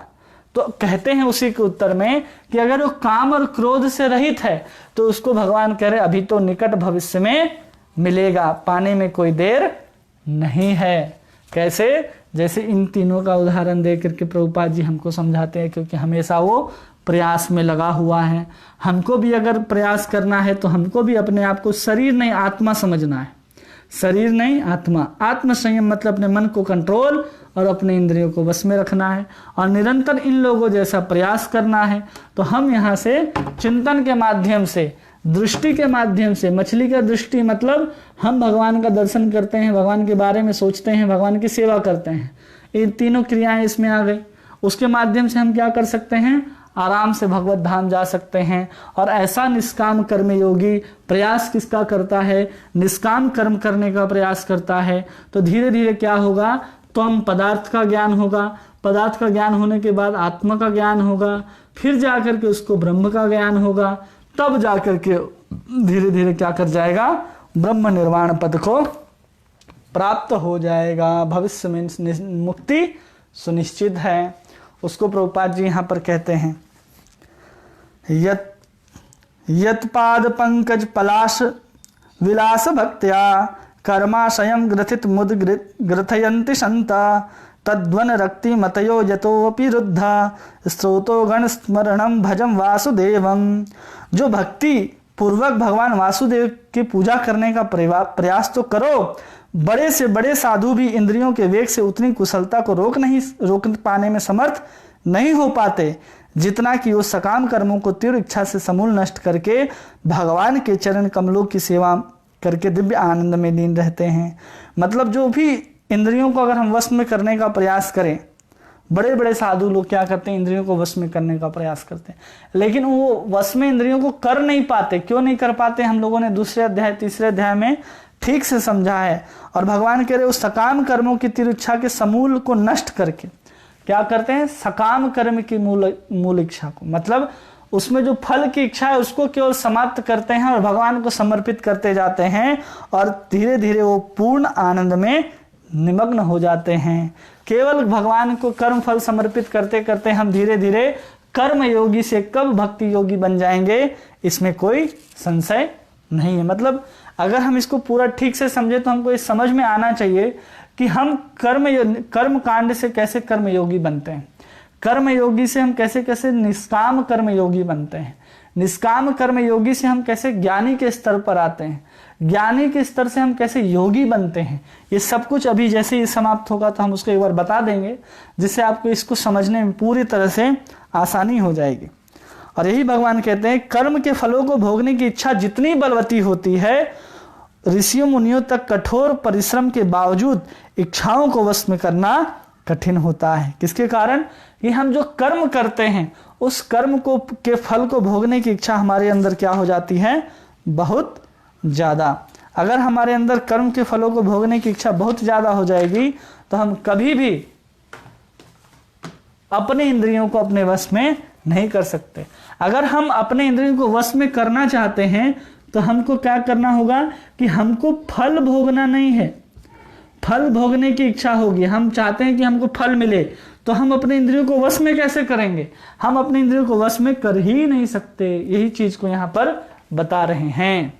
अगर हम अपने इंद्रियों को वश में करना चाहते हैं तो अपना जो सकाम कर्म का फल है उसको भी भगवान को समर्पित करना होगा, जिससे हम क्या करेंगे? धीरे धीरे निकट भविष्य में अपने इंद्रियों को वश में कर सकते हैं। ऐसा करने से हम क्या करेंगे? धीरे धीरे आगे बढ़ते जाएंगे भगवान के मार्ग में।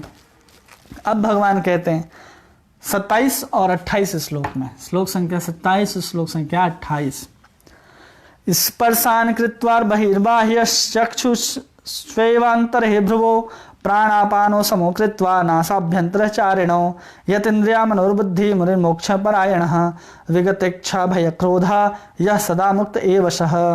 समस्त इंद्र विषयों को बाहर करके इष्ट दृष्टि को बाहों के मध्य में केंद्रित करके प्राण अपान वायु को नथुनों के भीतर रोककर तथा इस तरह मन इंद्रियों तथा बुद्धि को वश में करके जो मोक्ष को लक्ष्य बनाता है वह योगी इच्छा भय और क्रोध से रहित रहता है। जो निरंतर इस अवस्था में रहता है वो अवश्य ही मुक्त है। तो भगवान क्या कह रहे हैं 2 श्लोकों में? भगवान कह रहे हैं कि जो स्पर्शन कृत्वा मतलब शब्द हो गया, स्पर्श हो गया आदि, इसे समझ जाइए। शब्द स्पर्श रत जो बाहरी क्रियाएं हैं उसको क्या करता है वो छोड़ देता है, उसको मन से क्या करता है वो छोड़ देता है। और मन से छोड़ने के बाद वो क्या करता है अपने दृष्टि को क्या करता है भ्रूकुटियों के मध्य में लगा लेता है। कहाँ लगा लेता है? भ्रूकुटी के मध्य में अवस्थित कर लेता है और आधा आंख खुला होता है और आधा आंख बंद होता है। उसके बाद वो क्या करता है सांस को अपान वायु को रोकता है, मतलब रेचक पूरक और कुंभक आदि क्रियाओं के द्वारा वो प्राण वायु को भी रोक लेता है। और ऐसा व्यक्ति क्या हो जाता है फिर इच्छा भय और क्रोध से मुक्त हो जाता है। और ऐसा व्यक्ति क्या करता है हमेशा ही भगवान कह रहे हैं वो मुक्त ही रहता है, मुक्त ही है, ऐसा समझना चाहिए। अब देखिए यहाँ पर भगवान किसका बात किए, क्योंकि अभी तक भगवान बात कर रहे थे कर्म का। अब भगवान सीधा आ गए योग की क्रिया का।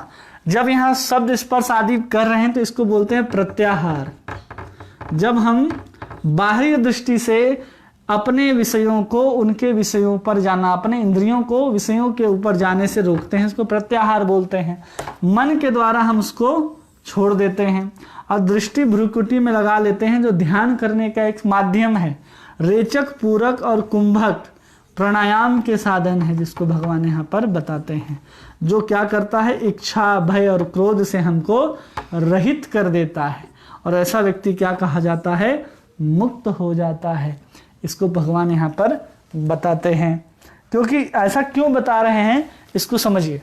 ये समझ गए कि भगवान इस श्लोक में कह क्या रहे हैं, कि भगवान बता रहे हैं कि हम अगर निष्काम कर्म योग करते हैं, क्या करते हैं कर्म योग, निष्काम कर्म योग, उसके माध्यम से क्या हो रहा है हमारा चित्त शुद्ध होता है। और चित्त शुद्ध होने के कारण हमको सबसे पहले जो ज्ञान आता है वो पदार्थ का ज्ञान आता है। किसका ज्ञान आता है? पदार्थ का ज्ञान। और पदार्थ का ज्ञान आने के बाद कौन सा ज्ञान आता है? तत्व ज्ञान। कौन सा ज्ञान आ जाता है? जो इन तीनों से परे है, गुणातीत ज्ञान जो है, मतलब आत्मज्ञान हो जाता है। क्या हो जाता है इसको? आत्मा का ज्ञान। तब जाकर के वो अनुभव किसका करता है? ब्रह्म का अनुभव करता है। तो पूरा का पूरा एक सीक्वेंस भगवान बता रहे हैं। और जब व्यक्ति पदार्थ का ज्ञान हो जाए, गुण का ज्ञान हो जाए और निरंतर उसको ब्रह्म में स्थित रहना है, तो एक तो कर्म करके ब्रह्म में स्थित है, ऐसा भी भगवान ने बताया। और एक बता रहे हैं योग को भी भगवान बता रहे हैं। क्योंकि योग हो या फिर कोई भी चीज हो, वो सबका अंतिम कहाँ आएगा? केवल और केवल भगवान में ही आएगा। क्योंकि सबको जाना कहाँ है? भगवान तक। जैसे भगवान पहले बता रहे थे कि जो कर्म है और जो ज्ञान है, उन दोनों का लक्ष्य क्या है? मुक्ति को प्राप्त करना है। तीसरे अध्याय में भगवान बताए इस चीज को कि जो कर्म है और ज्ञान है, 2 प्रकार के आत्म साक्षात्कारी पुरुष होते हैं, जो एक कर्म ज्ञान मार्ग को चलते हैं, ज्ञान मार्ग को। दोनों का लक्ष्य क्या है? मुक्ति है। कब मुक्ति प्राप्त होगा? तो एक ज्ञान के माध्यम से मुक्त होगा, ज्ञान के माध्यम से पहुंचेगा, और एक कर्म के माध्यम से वो पहुंचेगा। तो दोनों का दृष्टि क्या है? दोनों का लक्ष्य क्या है? एक ही है। तो इसको प्राप्त करने के लिए भगवान योग जैसे चीजों को हमको बता रहे हैं। इसलिए भगवान आखिरी श्लोक में इस चीज को बताते हैं। भगवान कहते हैं आखिरी श्लोक में, मतलब 29वें श्लोक में, भगवान 29वें श्लोक में कहते हैं भोक्ताराम यज्ञ तपसाम सर्वलोक महेश्वरम सुहृद सर्वभूतानाम ज्ञात्वा माम शांति रक्षति।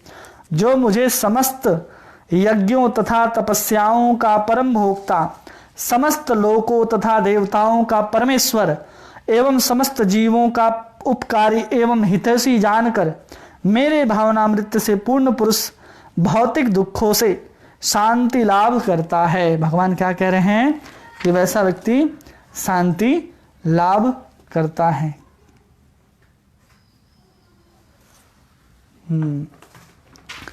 तो भगवान कह रहे हैं कि वैसा भोक्ताराम यज्ञ तपसाम सर्वलोक महेश्वरम। तो भगवान कह रहे जो कुछ भी है उस सब का जो परम भोक्ता है वो कौन है? मैं ही हूं। तो वही भगवान कह रहे हैं कि चाहे वो कर्मी हो, क्या हो? कर्मी हो, चाहे वो ज्ञानी हो या फिर योगी हो, उस सब का जो परम भोक्ता है वो कौन है? भगवान कृष्ण कह रहे हैं कि वो हम स्वयं हैं। तो भगवान हमको पूरे के पूरे अध्याय में अगर हम दृष्टि डालें तो भगवान ऐसा क्यों कह रहे हैं भोक्ताराम यज्ञ तपसाम सर्वलोक महेश्वरम? क्योंकि परमात्मा का ज्ञान कर्मयोगी और ज्ञानी उन सबको होता है, ठीक है। अब भगवान इसको इसलिए कह रहे हैं क्योंकि श्वेताश्वेतर उपनिषद भी कहता है कि तमीश्वराणाम परमम महेश्वरम तदेवतानाम परमम देवतम पति पतिनाम परमम परस्तद विदाम देवम भुवनेश मध्यम। श्वेताश्वेतर उपनिषद कह रहा है कि कोई भी हो वो भगवान कौन है? हमारे परम भोक्ता हैं। क्योंकि सबका उद्देश्य क्या है? भगवान को ही प्राप्त करना है। इसलिए आप देखेंगे पूरे के पूरे इस 5वें अध्याय में जो भगवान ज्ञान दे रहे हैं वो ज्ञान जो है इसी कर्म ज्ञान और योग के आधार पर पूरा का पूरा ज्ञान भगवान हमको दे रहे हैं। कैसे दे रहे हैं इसको समझिए कि सबसे पहले भगवान किसका ज्ञान दिए हमको? सबसे पहले हमको भगवान आत्मा का ज्ञान दिए, ठीक है। आत्मा का ज्ञान देने के बाद हमको भगवान कर्म करने के लिए बताएं और भगवान बोले कैसा भी कर्म करो। दोनों तीनों प्रकार के कर्म बता दिए। फिर भगवान बात करते हैं निष्काम कर्म योग की बात की। किसकी बात किए? निष्काम कर्म योग। जो भी करते हो भगवान कहते हैं मुझे समर्पित कर दो। और उस कर्म को समर्पित करवा करके भगवान किसकी बात करते हैं कि अकर्म हो जाओ, मतलब ज्ञान के साथ कर्म करो। ज्ञान के साथ क्या करो? कर्म करने की बात करते हैं। और जब इन सबको कर्म करने की बात करते हैं और बीच में भगवान क्या करते हैं? आखिरी में, अब 4थे अध्याय में 5वें अध्याय में तो भगवान उनका गुण को बताते हैं और कैसे कर्म करना चाहिए वो बताते हैं। और फिर भगवान क्या बताने लग गए? अब 26 और 27वां श्लोक में योग के बारे में भगवान बताते हैं। तो ये सब भगवान बता रहे हैं। मतलब यहां से यहां तक कर्म समझ लीजिए। कर्म के भी लक्ष्य, ज्ञान के भी लक्ष्य क्या हैं और योग के भी लक्ष्य कौन होंगे? कृष्ण ही होंगे। तो इसी को भगवान कह रहे हैं कि भोक्ताराम यज्ञ तपसाम। 4थे अध्याय में भगवान यज्ञ के बारे में बताएं और उसके बाद क्या? सुहृद सर्वभूता नाम। सबके क्या है? सुहृद है। सर्वभूता नाम, वो सबको चाहते हैं, ज्ञानी को भी, योगी को भी, कर्मी को भी। चाहे कैसा भी कर्म करता हो उसको भगवान अपनी तरफ लाना चाहते हैं। इसलिए क्या है? सुहृद है, हितैषी है। इसलिए इन सबका उद्देश्य दे रहे हैं। ऐसा जो लोग जानता है, जो सोचते हैं कि योग से कुछ मिलेगा, ज्ञान से कुछ मिलेगा, कर्म से कुछ मिलेगा, नहीं है। तीनों से क्या मिलेगा? तीनों से वही परमात्मा तत्व मिलेगा। जो परमात्मा को प्राप्त करना चाहता है ज्ञान कर्म और योग के साधन से प्राप्त कर सकता है। वैसा व्यक्ति किसको प्राप्त करता है?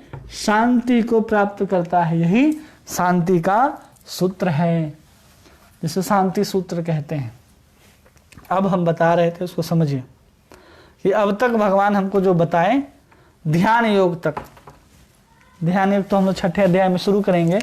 तो सबसे निकृष्ट व्यक्ति जो होता है वो क्या करता है? कर्म कांड करता है, अथवा सकाम कर्म भी इसको बोलते हैं। सकाम कर्म मतलब ये तो है कि क्या कर रहा है व्यक्ति? कहीं ना कहीं शास्त्र को मान रहा है, तब जाकर के वो कुछ कर्म कर रहा है, ठीक है। अब ऐसा व्यक्ति धीरे धीरे निष्काम कर्म योग करता है। क्या करता है? निष्काम कर्मयोग।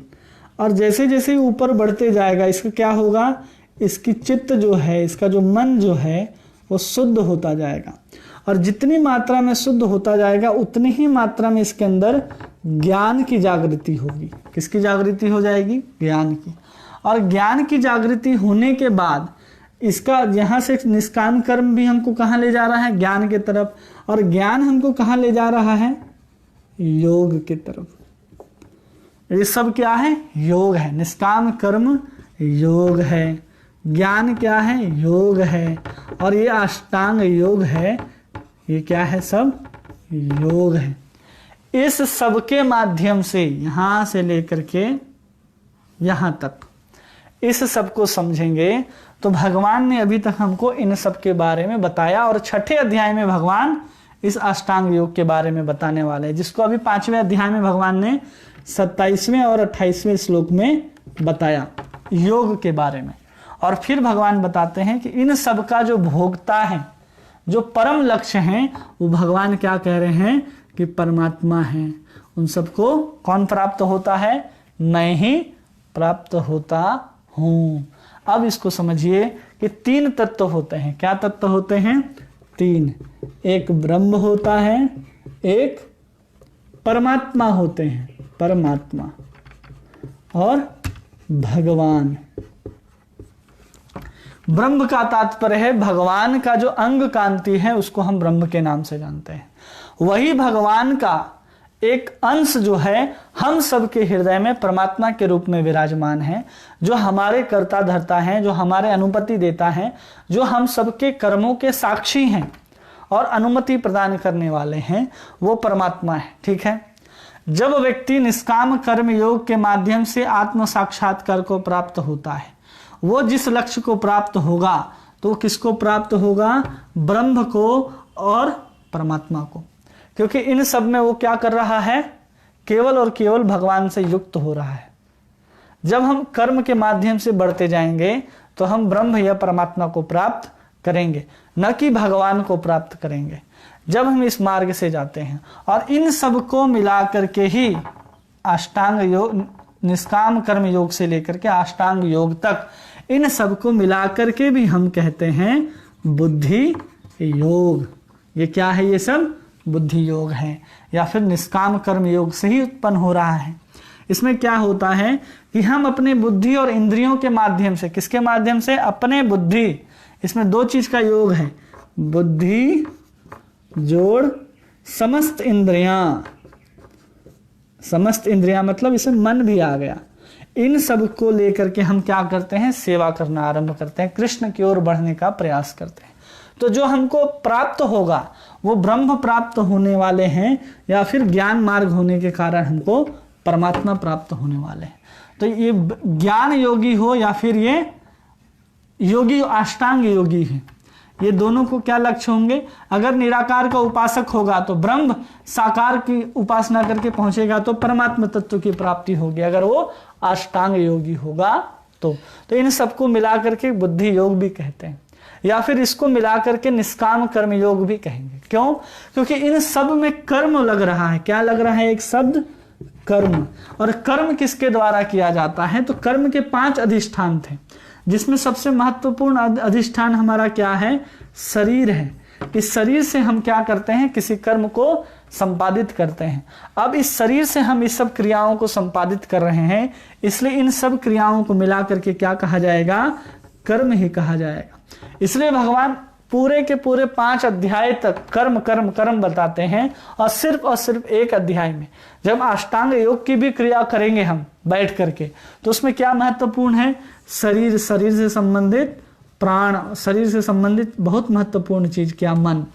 इन सबको ही नियंत्रण करके हम अपने चित्त को कहाँ? ब्रह्म में या परमात्मा में लगाते हैं, तब जाकर के ये हमको प्राप्त होते हैं। और इन सब के ज्ञान से ये ब्रह्म तत्व का ज्ञान होता है और आत्म तत्व का ज्ञान होता है। किसका ज्ञान होता है? आत्म तत्व का और ब्रह्म का। अब जब हम इसमें जो प्रभुपाद जी ने हमको तात्पर्य लिख लिख करके समझाया है कि निष्काम कर्म योग मतलब कृष्ण भावना भावित कर्म करना, चित्त शुद्धि हो जाएगी भगवान कृष्ण का नाम लेते लेते। ज्ञानी व्यक्ति कौन है? जो ये जान गया कि वासुदेवम सर्वमिति स महात्मा सुदुर्लभ, कि कृष्ण ही एकमात्र हमारे क्या हैं? भगवान हैं, हमारे सब कुछ हैं। तो व्यक्ति जब ध्यान भी करेगा तो कृष्ण सुंदर बांसुरी बजा रहे हैं, सब कुछ करेगा, तो निष्काम कर्म योग भी क्या हो जाता है? हमारा भक्ति परक हो जाता है। ज्ञान भी हमारा क्या हो जाता है? भक्ति परक हो जाता है। अष्टांग योग भी हमारा क्या हो जाता है? भक्ति परक हो जाता है। क्योंकि जहां कर्म योग की बात करते हुए भगवान कहते हैं यज्ञा शिष्टासिना, हमने आपको कहा कि वहां अगर हम कृष्ण को भोग लगा के अर्पित करके खाते हैं तो हम शुद्ध हो जाते हैं। जैसे ही हम यहाँ पर भगवान कृष्ण को ले आते हैं तो इस कर्म के माध्यम से भी हम धीरे धीरे क्या कर रहे हैं? डायरेक्ट भक्ति योग का अनुसरण कर रहे हैं, भक्ति योग ही कर रहे हैं, जो भगवान हमको 7 से 12 अध्यायों के बीच में बताने वाले हैं। और बीच बीच में जब भगवान कहते हैं ना, जिसे यहाँ कह रहे हैं भगवान कि सर्व भोक्तारम यज्ञ तपसाम सर्वलोक महेश्वरम, कि मैं सभी का क्या हूं? एकमात्र भोक्ता हूं। तो हमारे कर्म के फलों के भोक्ता भी कौन होंगे? कृष्ण होंगे। यज्ञ के भोक्ता भी कौन होंगे? कृष्ण होंगे। हमारे भी भोक्ता कौन होंगे? कृष्ण होंगे। जब हम इस कृष्ण भावना भावित होकर के कर्म करते हैं, क्योंकि अभी तो ये शरीर नहीं है, आत्मा है, ये समझ रहे थे, लेकिन वो आत्मा कृष्ण का है, ये समझना है। आत्मा किसके हैं? कृष्ण के हैं। जब कृष्ण के आत्मा हैं और हम उनके अंश होने के कारण सब कुछ उनके लिए करेंगे, तो हमारा कर्म भी क्या होगा? भक्ति योग होगा। इसलिए प्रभुपाद जी देखे होंगे जहां निष्काम कर्म है, जहां कर्म योग है, जहां बुद्धि योग है, उसको प्रभुपाद जी लिख रहे हैं भक्ति योग, कृष्ण भावना भावित कर्म। क्यों लिख रहे हैं? कि प्रभुपाद जी चाहते हैं कि हम न ब्रह्म में अटके, न परमात्मा में, न केवल आत्म साक्षात्कार में। अगर हम भक्ति करते हैं, केवल और केवल एक भक्ति में इतना सामर्थ्य है कि वो आत्म साक्षात्कार और ब्रह्म साक्षात्कार एक साथ करा सकता है। बाकी जो निष्काम कर्म योग है, ज्ञान योग है, अष्टांग योग है, इसमें स्वयं को साधना होता है और फिर हम ब्रह्म को और परमात्मा को जानते हैं।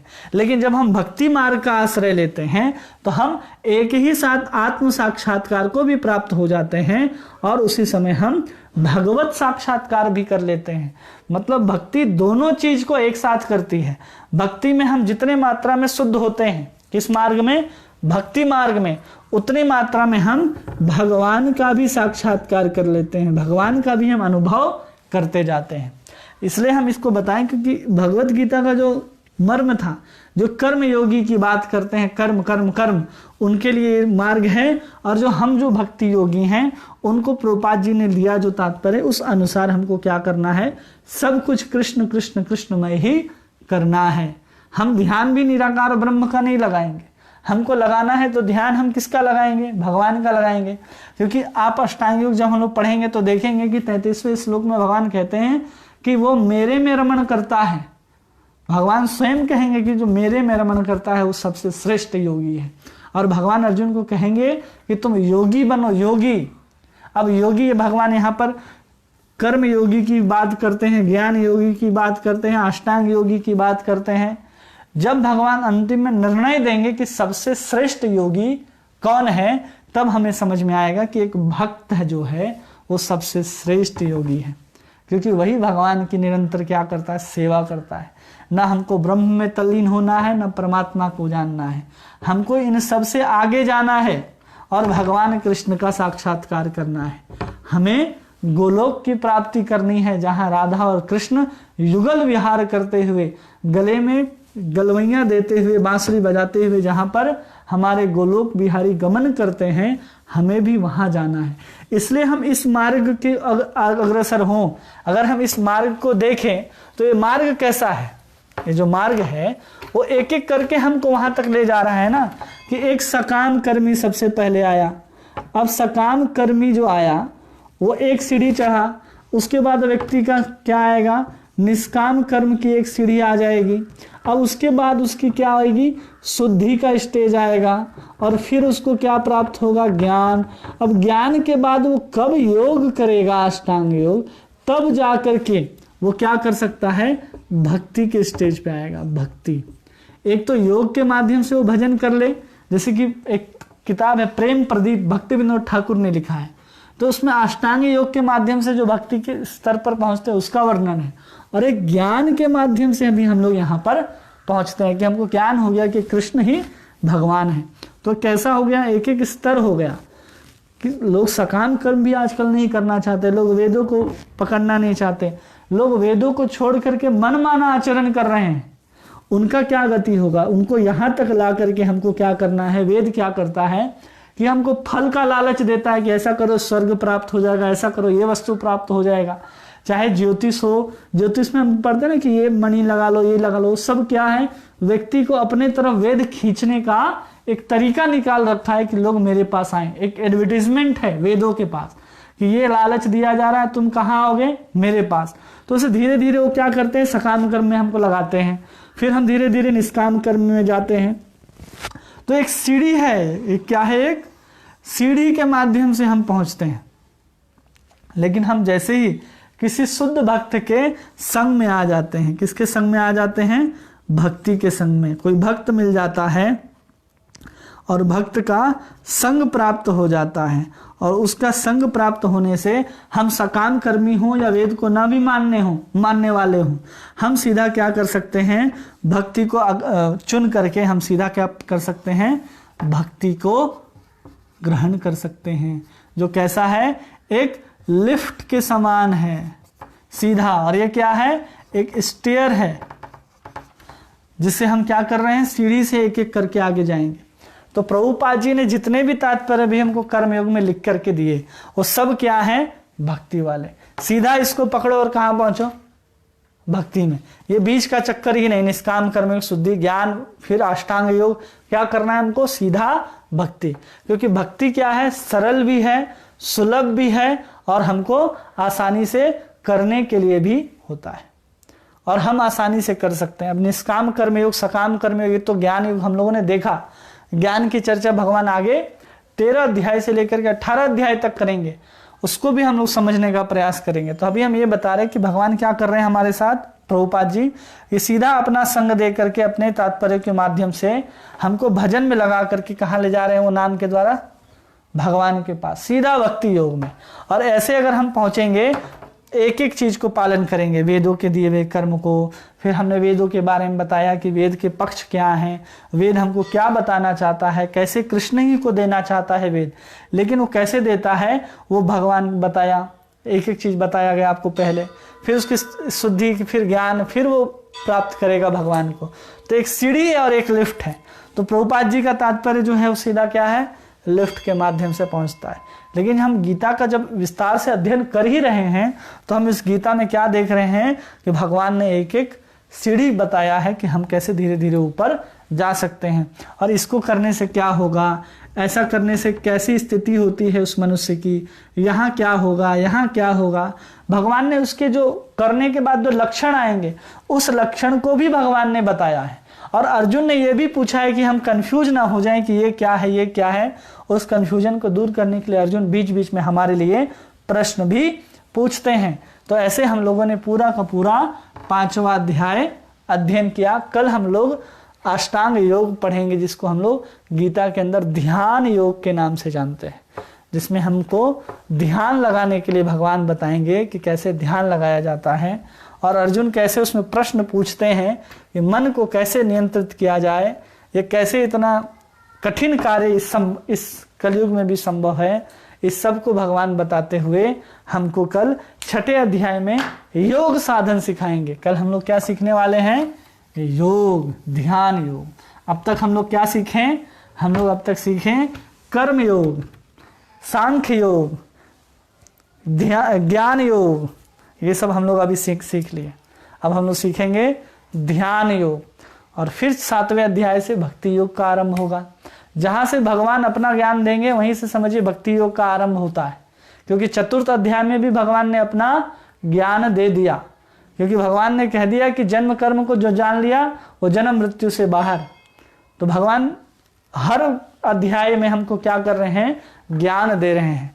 मतलब पहले ही जो भूमिका हमारे देखे होंगे, सुने होंगे, हमने कहा था कि एक होता है कर्म मिश्र भक्ति। क्या होता है, कर्म मिश्र भक्ति, जिसमें कर्म क्या होता है, अधिक होता है। फिर होता है ज्ञान मिश्र भक्ति। क्या होता है? ज्ञान मिश्र भक्ति। तो पूरे के पूरे गीता में भगवान अपना ही ज्ञान तो दे रहे हैं, तो कहीं ज्ञान अधिक हो जा रहा है, कहीं कर्म अधिक हो जा रहा है। अब भगवान क्या करने वाले हैं? हमको शुद्ध भक्ति का भी ज्ञान देंगे। कब? 7वें अध्याय के बाद। तो अभी हम लोगों ने किसका अध्ययन किया?